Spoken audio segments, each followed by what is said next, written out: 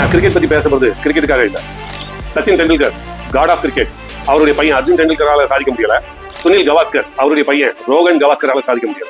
1980 கபில் தேவ், சுனில் கவாஸ்கர், ரவி சாஸ்திரி, ஸ்ரீகாந்த். 1990 அசாருதீன், அஜய் ஜடேஜா, அனில் கும்ளே, ஸ்ரீநாத்.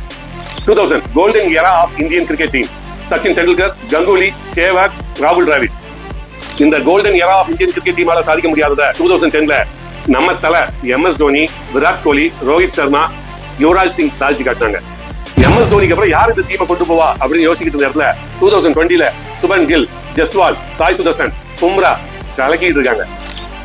இப்ப நான் சொன்ன இந்த இந்தியன் கிரிக்கெட் டீம்ல பெஸ்ட் பிளேயர்ஸ் பசங்க யாருமே சாதிக்கல. உங்களுக்கு தானடா கலைஞர் கருணாநிதிக்கு அப்புறம் அவர் பையன் முத்துவேல் கருணாநிதி ஸ்டாலின், அதுக்கப்புறம் அவர் பையன் உதயநிதி, அதுக்கப்புறம் அவர் பையன் இன்பநிதினு ஒரே குடும்பத்துல 4 பேர் சாதிக்காங்க. நான் சொன்னல, நான் கிரிக்கெட் பத்தி பேசுறது கிரிக்கெட்டுக்காக இல்லை. தேங்க்யூ.